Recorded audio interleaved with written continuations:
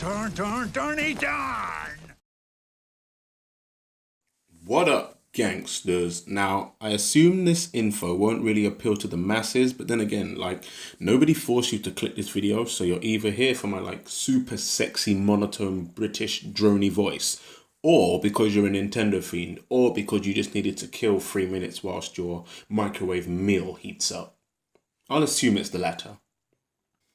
Anyway, Nintendo have partnered up with DeNA in an agreement to bring official Nintendo games to smartphones. So that overgrown crocodile at Bowser, the spaceship fly that we all were shocked to find out was a woman, Samus, and the retard of a princess that keeps getting captured, making Liam Neeson's daughter in Taken look like a peach. See what I did there? Could all be making their way to a Samsung near you.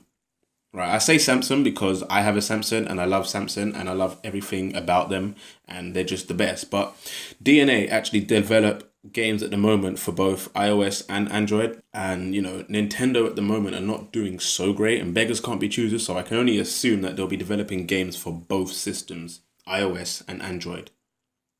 Do not even mention Windows Phone. We don't even talk.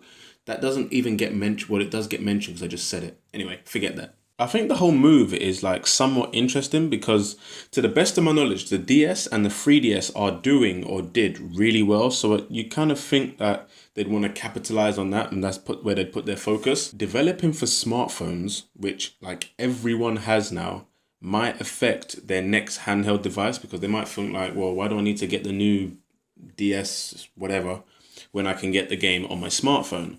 But in the same breath, it could also raise interest in Nintendo and also raise awareness. I mean, I don't know how people wouldn't know about Nintendo, but they might just get like the mobile version of a game and then maybe they'll release like the sequel on the actual new console. Also, the games will not be re-releases of existing games, which I think is a good move because like everyone's completed Mario World. There's no need to do it all over again. Pay like £5 for the game whilst you're sitting like next to like this fat guy on the bus that always wants to sit next to you. Like no one needs to do that.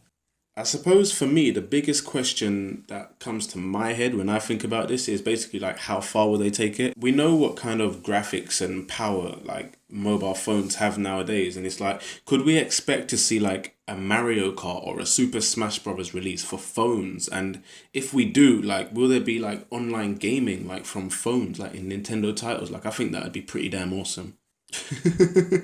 On the whole, I think the info itself is quite dull, but potentially very, very exciting. Lastly, the gameplay you're watching is Rayman Jungle Run.